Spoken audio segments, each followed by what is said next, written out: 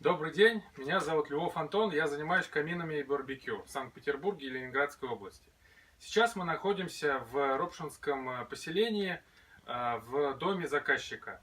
У заказчика идет полным ходом стройка, и так как строительство камина это черновая работа, мы присутствуем здесь и занимаемся камином.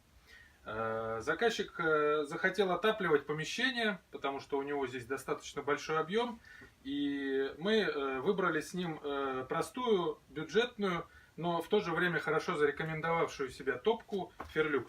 Она уже оснащена механизмом шибера или так называемой вьюшки, что очень удобно и не нужно здесь дополнительного элемента механизма. Кассета, соответственно, с прямым стеклом.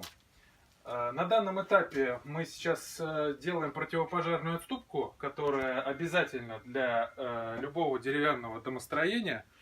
Почему? Потому что при использовании кассеты очень большое идет выделение тепла, потому что это отопительный прибор. Соответственно, наша противопожарная отступка состоит из листа СМЛ, однозначно стекломагниевого листа, и 150 миллиметровой в общей сумме противопожарной отступки, в которой 100 миллиметров Rockwool вата, воздушный зазор, который является очень хорошим теплоизолятором.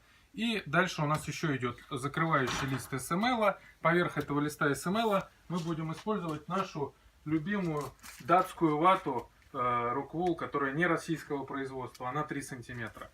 Вот. Соответственно, после того, как мы завершим нашу противопожарную отступку, мы приступим уже к монтажу кассеты и в дальнейшем будем рассказывать, как происходит монтаж. Вкратце хотел бы еще в этом видео сказать, что у нас дымоход и отверстие под выход дымохода заказчиком подготовлено. На втором этаже у нас нет никаких перегородок, пока просто каркасные балки стоят, что существенно упрощает монтаж. Если бы, например, там уже была какая-нибудь предчистовая или даже чистовая отделка, у заказчика, скорее всего, были бы вот эти грязные работы, которые нужно проводить на начальном этапе строительства, они бы перенеслись уже в чистовые.